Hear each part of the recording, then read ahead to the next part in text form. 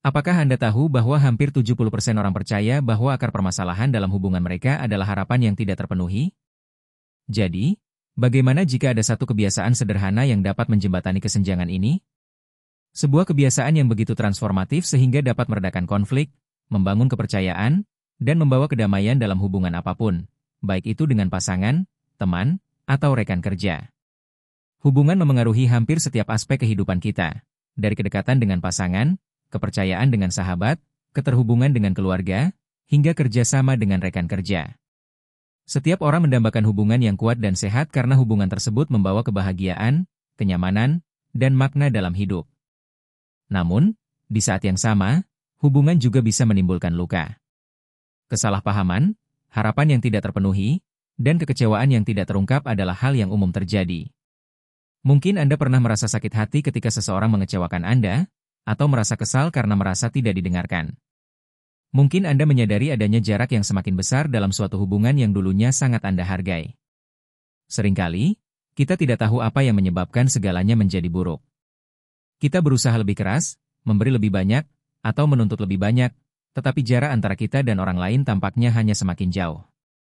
Namun, bagaimana jika solusinya bukan terletak pada berusaha lebih keras atau meminta lebih banyak dari orang lain? Bagaimana jika jawabannya ada dalam satu perubahan sederhana dalam cara kita mendekati hubungan? Kebijaksanaan kuno Stoicisme menawarkan jawaban yang kuat, sebuah kebiasaan yang dapat meredakan konflik, membawa pemahaman, dan mengubah setiap hubungan, dimulai dari cara Anda memandangnya. Ini adalah pendekatan praktis untuk meningkatkan cara kita terhubung dengan orang lain. Jadi, apa kebiasaan itu? Tetaplah mengikuti. Ini lebih sederhana dari yang Anda kira dan dapat mengubah segalanya. Sebelum kita mulai, tekan tombol subscribe dan aktifkan notifikasi agar Anda tidak ketinggalan video menarik lainnya. Apa yang membuat hubungan menjadi sulit? Ketika memikirkan masalah dalam hubungan, kita cenderung menyalahkan faktor eksternal. Kita mungkin berpikir bahwa penyebabnya adalah pasangan yang kurang berkomunikasi, teman yang tidak konsisten, atau rekan kerja yang tidak menyelesaikan tugas tepat waktu. Namun, di balik hampir setiap konflik dalam hubungan, terdapat satu masalah utama, harapan yang tidak terpenuhi. Harapan ini bersifat umum, tak terhindarkan, dan seringkali tak terlihat, sampai rasa sakit yang ditimbulkannya menjadi jelas. Tidak dapat disangkal, berapa kali Anda berpikir, mereka seharusnya tahu. Mungkin itu terjadi ketika pasangan Anda tidak menyadari suasana hati Anda yang buruk, seorang teman lupa ulang tahun Anda, atau rekan kerja tidak proaktif membantu dalam proyek yang penuh tekanan. Kekecewaan bukan hanya berasal dari tindakan mereka, atau ketidakhadirannya, tetapi juga dari keyakinan diam-diam bahwa mereka seharusnya bertindak berbeda. Dalam hubungan romantis, ini sering muncul sebagai keinginan agar pasangan dapat membaca pikiran Anda. Anda mungkin berpikir, jika mereka benar-benar mencintaiku, mereka akan tahu bahwa aku butuh bantuan saat ini. Mereka seharusnya memahami mengapa aku sedih tanpa perlu aku mengatakannya. Namun, ketika pasangan Anda tidak memenuhi standar yang tidak diungkapkan ini, Anda mungkin merasa dikhianati. Padahal kenyataannya, mereka mungkin bahkan tidak tahu harapan itu ada. Persahabatan juga tidak terkecuali. Mungkin Anda pernah mengalami kekecewaan ketika meminta dukungan dari seorang teman di saat sulit, tetapi hanya mendapat respons yang datar. Anda mungkin berpikir, mereka seharusnya lebih peduli. Jika aku ada di posisi mereka, aku pasti akan membantu. Hal yang sama juga terjadi di lingkungan kerja. Harapan seringkali menjadi sumber frustrasi. Anda mungkin merasa kesal ketika seorang rekan kerja tidak bekerja seefisien yang Anda harapkan, atau ketika atasan tidak menghargai usaha Anda. Situasi ini sangat umum, dan semuanya memiliki satu akar permasalahan yang sama, kesenjangan antara harapan kita dan kenyataan yang terjadi. Mengapa ini terjadi? Harapan seperti skenario tak terlihat yang telah kita tulis untuk orang lain, tanpa memberitahu mereka. Kita memberikan mereka peran, dialog, dan tindakan dalam drama kehidupan kita. Masalahnya adalah, kita jarang berbagi skenario ini dengan mereka. Mereka tidak tahu peran apa yang harus dimainkan, dan bahkan jika mereka tahu, mereka mungkin tidak ingin atau tidak bisa menjalankannya seperti yang kita bayangkan. Pada dasarnya, ini terjadi karena harapan seringkali terasa sangat alami bagi kita. Harapan terbentuk oleh cara kita dibesarkan, pengalaman masa lalu, dan sistem nilai pribadi kita. Jika Anda dibesarkan dalam keluarga yang selalu merayakan ulang tahun dengan spesial, Anda mungkin berharap teman-teman Anda juga melakukan hal yang sama. Jika Anda adalah seseorang yang menghargai ketepatan waktu, Anda mungkin merasa tidak dihargai ketika rekan kerja datang terlambat ke rapat. Harapan ini mungkin terlihat jelas bagi Anda, tetapi bagi orang lain yang memiliki latar belakang, kepribadian, atau perspektif berbeda, harapan tersebut mungkin tidak pernah terlintas dalam pikiran mereka. Selain itu, ada faktor psikologis. Harapan memberi kita rasa kendali. Harapan memungkinkan kita untuk memprediksi perilaku orang lain, memberikan rasa aman di dunia yang penuh ketidakpastian. Namun, ketika kenyataan tidak sesuai dengan prediksi, kita merasa kehilangan keseimbangan. Dunia tiba-tiba terasa tidak stabil, dan ketidaknyamanan itu sering dilampiaskan pada orang yang mengecewakan kita. Berpegang teguh pada harapan yang kaku juga melelahkan. Ini menciptakan ketegangan terus-menerus antara realitas dan apa yang kita pikir seharusnya terjadi. Kesenjangan ini menjadi lahan subur bagi kebencian, kekecewaan, dan keterasingan. Coba pikirkan terakhir kali seseorang tidak memenuhi harapan Anda. Mungkin pasangan Anda lupa hari jadi, membuat Anda merasa diabaikan. Mungkin seorang teman membalas pesan lebih lambat dari yang Anda harapkan, membuat Anda merasa tidak dihargai. Mungkin seorang rekan kerja tidak menyelesaikan tugasnya, sehingga Anda harus mengambil alih pekerjaannya. Dalam momen-momen itu, yang melukai kita bukan hanya harapan yang tidak terpenuhi, tetapi juga kesempatan untuk membangun hubungan yang lebih sehat dan berkelanjutan. Ketika pasangan lupa hari jadi, masalahnya bukan hanya sekadar tanggal di kalender, tetapi cerita yang kita ciptakan di dalam pikiran kita. Mungkin mereka tidak peduli sebanyak yang kita kira. Ketika seorang teman membalas pesan dengan lambat, kita mungkin menafsirkannya secara negatif. Mungkin aku tidak begitu penting bagi mereka. Cerita-cerita ini memperbesar dampak emosional, mengubah kekecewaan kecil menjadi luka yang dalam. Seiring waktu, emosi ini menumpuk. Kebencian terhadap pasangan karena mereka tidak memahami kebutuhan kita. Kekecewaan terhadap teman karena mereka tidak ada saat kita membutuhkannya. Kecewa dengan rekan kerja karena mereka tidak bekerja sesuai standar kita. Emosi ini tidak hanya menciptakan jarak dengan orang lain, tetapi juga mengisolasi diri kita sendiri, membuat kita merasa kesepian dan tidak dipahami. Yang lebih buruk lagi, rasa sakit akibat harapan yang tidak terpenuhi seringkali menyebabkan tindakan yang merusak hubungan. Kita bisa menarik diri, berhenti berkomunikasi, atau bereaksi secara berlebihan. Namun, alih-alih menyelesaikan masalah, respons ini justru mendorong orang lain menjauh, menciptakan siklus negatif harapan yang tidak terpenuhi, luka, dan jarak yang semakin besar. Kenyataannya adalah kita semua pernah berada di kedua posisi ini. Kita semua pernah merasakan sakitnya harapan yang tidak terpenuhi, tetapi juga tanpa sadar mengecewakan orang lain. Mungkin kamu pernah menjadi teman yang tidak segera membalas pesan. Mungkin kamu pernah menjadi pasangan yang lupa sesuatu yang penting. Mungkin kamu pernah menjadi rekan kerja yang melewatkan tenggat waktu. Bukan karena kita tidak peduli dengan orang-orang di sekitar kita, tetapi karena setiap orang memiliki beban tak terlihat mereka sendiri. Ketika kita terlalu terikat pada harapan yang kaku, kita lupa kenyataan ini. Kita tanpa sadar mengubah orang lain menjadi peran dalam cerita kita sendiri, lupa bahwa mereka juga manusia yang kompleks, dengan kelebihan, kekurangan, dan tantangan mereka sendiri, sama seperti kita. Ini bukan tentang menyalahkan diri sendiri atau orang lain atas luka yang disebabkan oleh harapan yang tidak terpenuhi. Ini tentang mengenali pola ini, memahami mengapa itu terjadi, dan belajar melepaskan skenario, cerita, dan beban emosional yang ditimbulkannya. Dan inilah saatnya kebijaksanaan stoik menunjukkan kekuatannya. Dengan melepaskan diri dari harapan yang tidak realistis, kita dapat fokus pada bagaimana kita merespons dan apa yang ada dalam kendali kita. Melepaskan harapan yang tidak realistis untuk hubungan yang lebih autentik dan memenuhi. Melepaskan harapan tidaklah mudah, tetapi sangat berharga.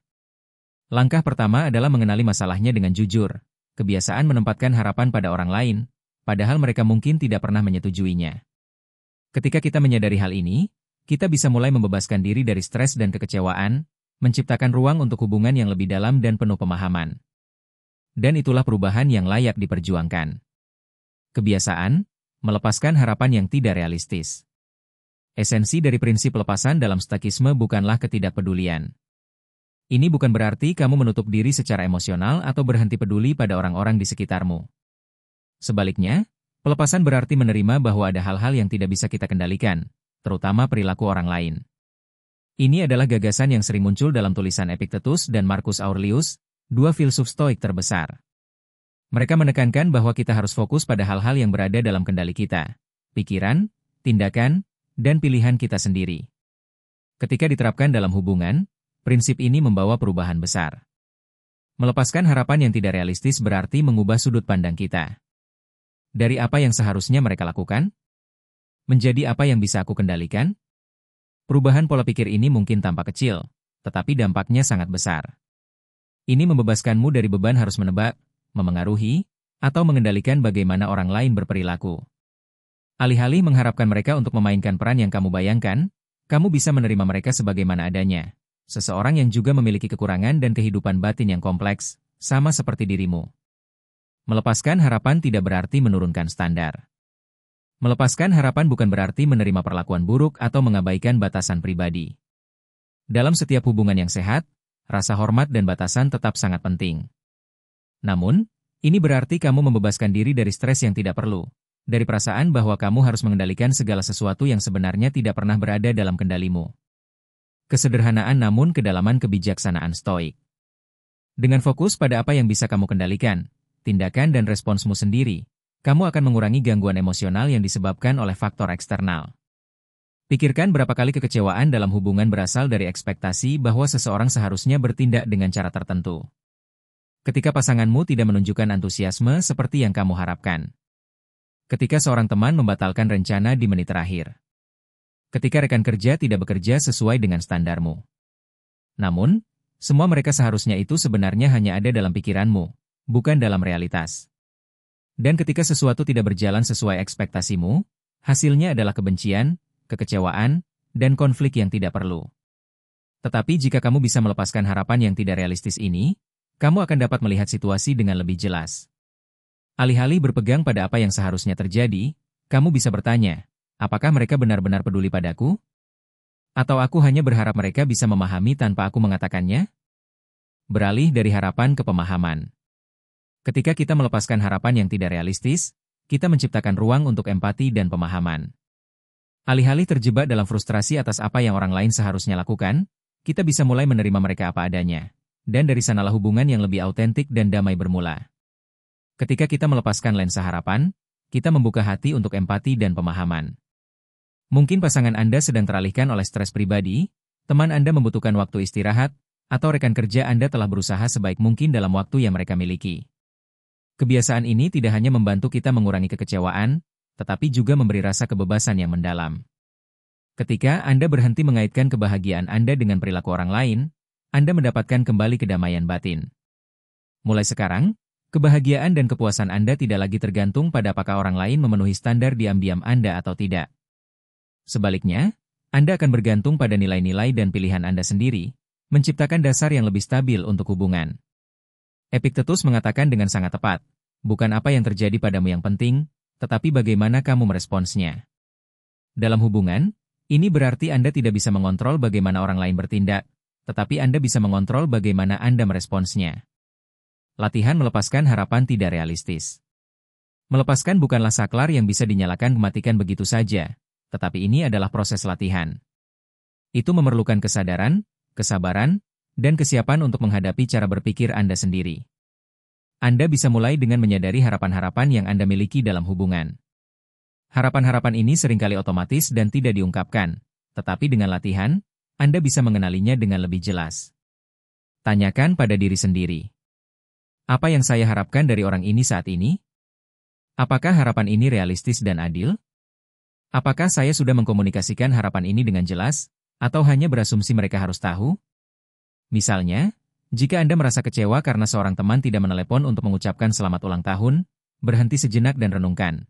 Apakah saya menganggap mereka akan mengingatnya? Apakah saya sudah memberitahu mereka bahwa hari ini penting bagi saya?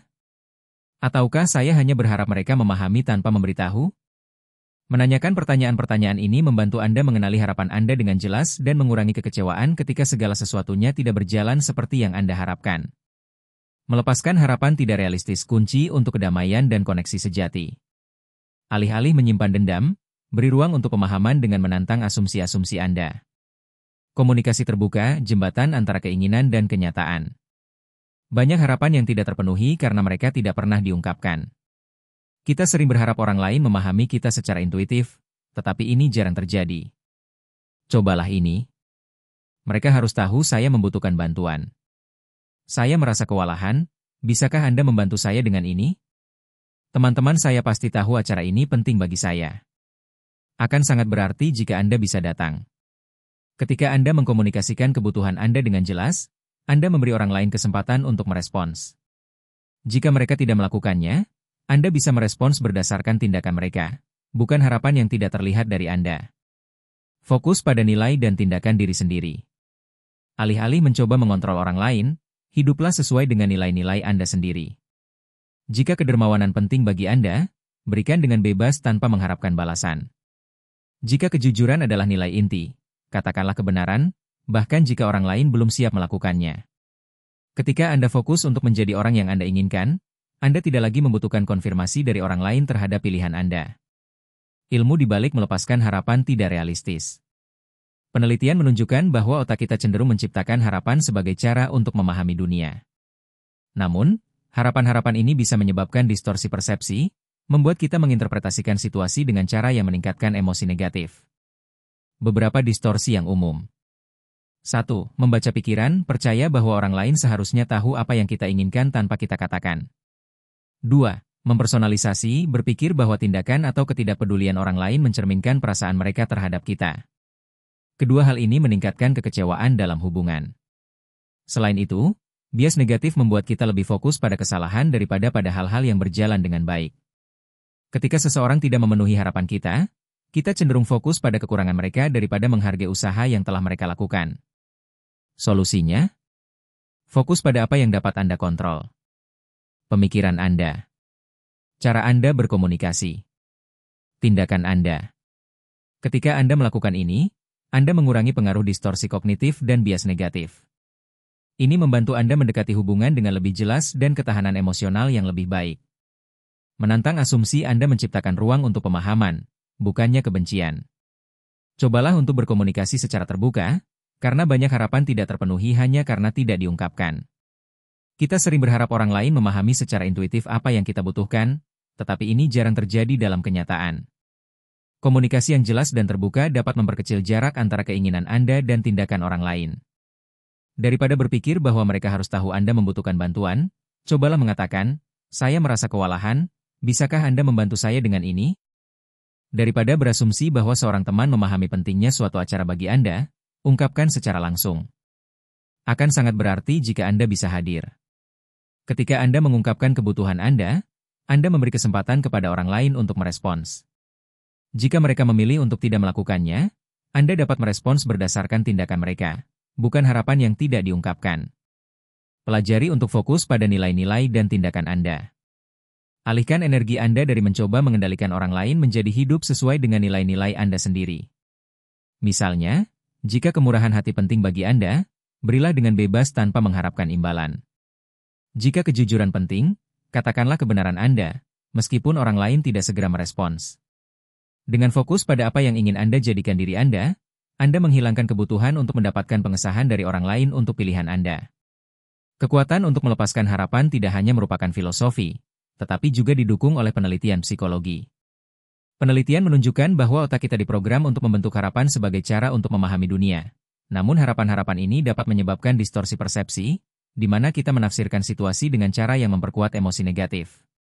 Salah satu distorsi yang umum adalah membaca pikiran. Ketika kita berasumsi bahwa orang lain harus tahu apa yang kita inginkan tanpa harus mengatakannya. Distorsi lainnya adalah personalisasi, ketika kita menganggap tindakan atau ketidakpedulian orang lain sebagai refleksi perasaan mereka terhadap kita. Kedua distorsi ini mendorong rasa kecewa dalam hubungan. Selain itu, kecenderungan bias negatif, yaitu kecenderungan untuk fokus pada yang salah daripada yang benar, dapat meningkatkan dampak emosional dari harapan yang tidak terpenuhi.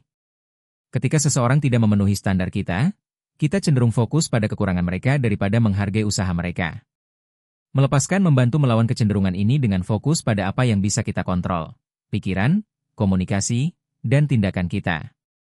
Ini mengurangi pengaruh distorsi kognitif dan bias negatif, memungkinkan kita untuk mendekati hubungan dengan lebih jelas dan kemampuan untuk pulih secara emosional yang lebih baik.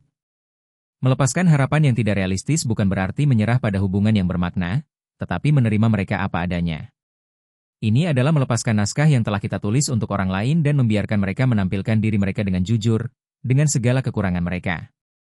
Ketika kita berhenti menuntut kesempurnaan dari orang di sekitar kita menciptakan ruang untuk koneksi yang nyata. Kita menjadi lebih sabar, lebih empatik, dan lebih hadir. Ketika kita melepaskan kontrol, kita menemukan kebebasan dan kedamaian yang tidak dapat diberikan oleh pengesahan eksternal. Seperti yang diingatkan oleh para filsuf Stoik, satu-satunya hal yang benar-benar dapat kita kendalikan adalah diri kita sendiri. Dan ketika kita menguasainya, kita membuka potensi untuk hubungan yang lebih sehat dan lebih utuh, bukan karena orang lain berubah, tetapi karena kita yang berubah. Izinkan saya berbagi kisah Sarah, seorang wanita yang menemukan kekuatan melepaskan harapan yang tidak realistis, yang sepenuhnya mengubah hubungannya. Dengan ayahnya, Sarah tumbuh dengan gambaran tentang bagaimana seorang ayah seharusnya. Dia percaya bahwa seorang ayah seharusnya hadir secara emosional, melindungi, dan menunjukkan kasih sayangnya. Namun kenyataan yang dia alami sangat berbeda. Ayahnya, James, pendiam dan terpisah. Dia bekerja keras untuk menghidupi keluarga, tetapi jarang menunjukkan perasaan. Hari ulang tahun berlalu tanpa pelukan atau kata-kata tulus, dan makan malam keluarga sering berakhir dalam keheningan. Ketika Sarah tumbuh dewasa, jarak ini mulai membebani dirinya. Dia menjelaskan kurangnya kehangatan dari ayahnya sebagai ketidakpedulian dan keheningan ayahnya sebagai kurangnya cinta. Setiap harapan yang tidak terpenuhi menambah lapisan frustrasi dan kesedihan.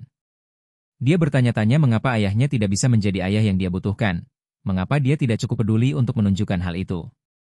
Kebencian itu meningkat hingga setiap interaksi terasa tegang. Ketika Sarah memasuki usia 30, ketegangan itu mencapai puncaknya. Setelah ayahnya sekali lagi lupa tentang ulang tahunnya, dia marah dalam sebuah pertemuan keluarga. Mengapa ayah tidak pernah peduli? Mengapa ayah tidak bisa menjadi ayah yang tahu bagaimana menunjukkan kasih sayang?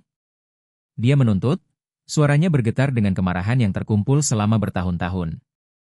James tampak terkejut lalu merasa sakit hati. Dia tidak merespons, menarik diri ke dalam keheningan yang selalu ada dalam hubungan mereka. Malam itu, Sarah merasa jatuh, amarahnya mencapai puncaknya, tetapi dia merasa lebih kosong dari sebelumnya. Dia tidak bisa memahami mengapa ketidakpedulian ayahnya begitu mempengaruhi dirinya. Dalam perjalanan mencari jawaban, dia secara kebetulan menemukan sebuah buku tentang filosofi Stoik. Satu kalimat membangkitkan kesadarannya, Anda memiliki kendali atas pikiran Anda, bukan peristiwa eksternal. Sadari hal ini dan Anda akan menemukan kekuatan. Sarah mulai bertanya-tanya apakah harapannya, bukan perilaku ayahnya, yang sebenarnya merupakan sumber penderitaannya. Dia berpikir tentang bagaimana dia telah membangun gambaran tentang seorang ayah, tetapi tidak pernah berhenti untuk memikirkan siapa ayahnya sebenarnya. Momen penting datang pada suatu malam yang tenang ketika Sarah menulis jurnal tentang kekecewaannya. Dia menulis, apa yang saya harapkan dari ayah saya dan mengapa? Dia menyadari bahwa dia telah mempertahankan gambaran ideal tentang seorang ayah, yang dibentuk dari film-film, buku, dan cerita-cerita dari teman-teman. Namun James bukanlah karakter dalam naskah yang dia tulis. Dia adalah manusia nyata, dengan kisah hidupnya sendiri. Dia dibesarkan dalam keluarga di mana perasaan jarang dibagikan, di mana cinta ditunjukkan melalui tindakan, bukan kata-kata. Menyediakan untuk keluarganya adalah cara dia menunjukkan perhatian, meskipun itu tidak sesuai dengan gambaran yang Sarah buat. Untuk pertama kalinya, Sarah melihat ayahnya bukan melalui lensa harapan, tetapi sebagai manusia yang sejati. Dia memikirkan jam kerja panjang ayahnya, pengorbanan yang dia lakukan, dan cara-cara diam-diam dia selalu ada, seperti memperbaiki mobilnya ketika rusak, memastikan dia memiliki semua yang diperlukan untuk sekolah, bahkan duduk di sampingnya pada saat-saat sulit. Dia menyadari bahwa James benar-benar peduli, hanya saja dia tidak mengekspresikannya dengan cara yang dia bayangkan. Pada pertemuan berikutnya dengan ayahnya, Sarah mendekatinya dengan perspektif baru. Alih-alih mengharapkan pelukan hangat atau permintaan maaf atas tahun-tahun keheningan, dia memutuskan untuk fokus pada apa yang bisa dia kontrol, tindakan dan cara berpikirnya. Dia mulai dengan hal-hal kecil, menanyakan tentang hari ayahnya dan benar-benar mendengarkan jawaban yang diberikan. Dia menyadari bahwa meskipun ayahnya tidak selalu menjawab dengan antusiasme, ada kehangatan dalam cara dia berbicara. Secara bertahap, Sarah mulai mengungkapkan rasa terima kasih atas hal-hal yang telah dilakukan ayahnya. Seperti terima kasih, Pak, sudah memperbaiki mobilku, atau terima kasih, Pak, sudah bertanya tentang pekerjaanku. Momen-momen sederhana ini mulai memperkecil jarak di antara mereka. Suatu hari, saat mereka duduk bersama menonton pertandingan sepak bola, James berbalik dan berkata, Pak tidak sering bicara, tapi Pak bangga denganmu. Itu adalah kalimat kecil yang mengandung cinta yang tidak pernah diungkapkan selama bertahun-tahun. Itu adalah titik balik, bukan karena ayahnya tiba-tiba berubah, tetapi karena Sarahlah yang berubah.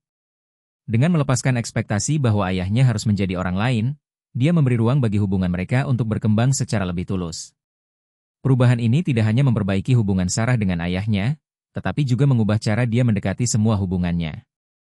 Dia menyadari bahwa dia sering menetapkan standar tak terlihat, mengharapkan teman-temannya selalu hadir, pasangan hidupnya selalu memahami apa yang dia butuhkan tanpa perlu berbicara, atau rekan-rekannya selalu memenuhi ekspektasinya tanpa ruang untuk kesalahan. Dia mulai menerapkan pola pikir yang sama pada hubungan-hubungan ini. Ketika seorang temannya lupa untuk mengirim pesan kembali, dia mengingatkan dirinya bahwa hubungan mereka tidak ditentukan oleh pesan yang terlewat. Ketika pasangannya tidak segera memahami perasaannya, dia berkomunikasi secara terbuka alih-alih terlarut dalam rasa kesal. Setiap kali dia melepaskan ekspektasi yang tidak realistis, dia merasa lebih ringan. Hubungan yang sebelumnya terasa tegang kini mulai berkembang saat dia fokus pada apa yang bisa dia kontrol, tindakan, kata-kata, dan perspektifnya. Cerita Sarah adalah contoh kuat bagaimana melepaskan ekspektasi yang tidak realistis bisa mengubah tidak hanya satu hubungan, tetapi juga cara kita terhubung dengan orang lain dalam hidup kita. Dengan melepaskan naskah yang kita tulis untuk orang lain, kita memberi mereka ruang untuk menunjukkan diri mereka apa adanya, dengan segala kekurangan mereka, dan tetap layak untuk dicintai. Seperti yang ditemukan oleh Sarah, kunci untuk membangun hubungan yang lebih kuat bukanlah memaksa orang lain untuk berubah, tetapi mengubah cara kita memandang mereka. Ketika kita melepaskan kebutuhan untuk mengontrol, kita menciptakan ruang untuk pemahaman, penerimaan, dan koneksi yang tulus. Dan seperti yang diajarkan oleh para filsuf Stoik, ketika kita menguasai diri kita sendiri, pemikiran, tindakan, dan ekspektasi kita membuka kebebasan untuk mencintai orang lain sebagaimana adanya, bukan seperti yang kita inginkan. Dengan tidak terpenuhi ekspektasi yang tidak terucapkan, kita dapat fokus pada komunikasi terbuka dan saling pengertian. Detachment, pemisahan, adalah menerima kenyataan seperti adanya sambil tetap bertanggung jawab atas keputusan kita sendiri.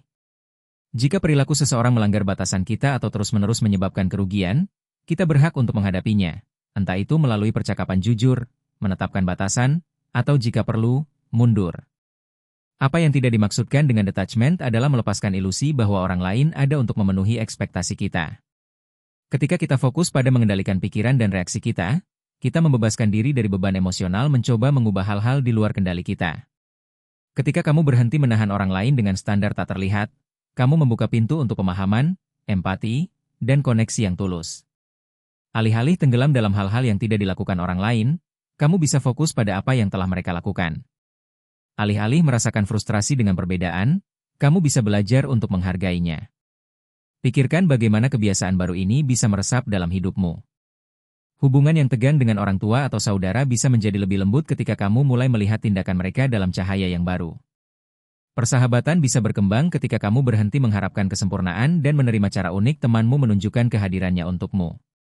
Bahkan hubungan profesional bisa membaik ketika kamu menggantikan kekecewaan terhadap rekan kerjamu dengan penghargaan terhadap kontribusi mereka. Kebiasaan ini bukan solusi instan, tetapi sebuah proses latihan. Itu membutuhkan kesadaran, refleksi diri, dan yang terpenting, kesabaran, tetapi hasilnya sangat berharga. Dengan fokus pada apa yang bisa kamu kontrol dan melepaskan yang lainnya, kamu tidak hanya memperbaiki hubunganmu, tetapi juga menemukan kedamaian yang lebih besar dalam dirimu sendiri. Para filsuf Stoik percaya bahwa kekuatan dan kebijaksanaan sejati datang dari menguasai diri sendiri, bukan orang lain. Ketika kamu menerapkan kebijaksanaan ini dalam hubunganmu, kamu memasuki posisi yang sangat berdaya. Kamu berhenti bergantung pada orang lain untuk memenuhi ekspektasimu dan sebaliknya, kamu bertanggung jawab atas kebahagiaan dan perkembangan dirimu sendiri. Pola pikir ini membawa pembebasan. Itu membebaskanmu dari beban dendam dan kekecewaan. Itu memungkinkanmu untuk bertemu orang lain di tempat mereka berada, bukan di tempat yang kamu kira mereka seharusnya berada. Dan dengan melakukan itu, kamu menciptakan ruang agar hubungan berkembang dengan tulus tanpa tekanan dari tuntutan yang tidak realistis. Jadi, ketika kamu merenungkan hubunganmu, tanyakan pada dirimu sendiri, ekspektasi apa yang saya pegang? Apakah itu membantu saya atau malah menciptakan rasa sakit yang tidak perlu? Dengan melepaskan apa yang tidak bisa kamu kontrol dan fokus pada pikiran serta tindakanmu, kamu bisa membangun hubungan yang didasarkan pada penerimaan, pemahaman, dan saling menghormati. Ingatlah bahwa hubungan tidak berkembang karena orang lain berubah untuk memenuhi ekspektasimu.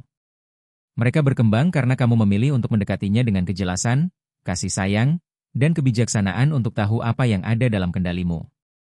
Dan dalam memilih itu, Kamu tidak hanya memperkuat hubunganmu dengan orang lain tetapi juga memperdalam hubungan dengan dirimu sendiri. Sekarang adalah waktumu. Luangkan sedikit waktu untuk merenungkan hubunganmu. Apakah ada ekspektasi yang kamu pegang yang mungkin menyebabkan kekecewaan atau ketidaknyamanan yang tidak perlu? Berikutnya, ketika kamu merasa kesal atau terluka, berhentilah sejenak dan tanyakan pada dirimu, apakah saya sedang mengharapkan sesuatu yang tidak realistis atau belum dikomunikasikan dengan jelas? Kebiasaan melepaskan ekspektasi yang tidak realistis bukanlah tentang kesempurnaan atau perubahan langsung, tetapi tentang membuat perubahan kecil yang disengaja dalam cara kamu mendekati hubunganmu. Setiap kali kamu melepaskan ekspektasi yang tidak dapat kamu kontrol, kamu menciptakan ruang untuk pemahaman, koneksi, dan pertumbuhan. Kami sangat ingin mendengar bagaimana kebiasaan ini bekerja untukmu. Apakah kamu sudah mencoba melepaskan sebuah ekspektasi? Apakah itu mengubah cara kamu melihat seseorang atau memperbaiki hubunganmu? Bagikan pengalamanmu di kolom komentar di bawah, mungkin kamu akan menginspirasi orang lain dalam perjalanan mereka. Dan jika kamu siap untuk menggali lebih dalam prinsip stoik dan bagaimana mereka bisa memperbaiki hidupmu, tonton video kami berikutnya. Perkembangan memerlukan waktu, tetapi hasilnya sangat berharga.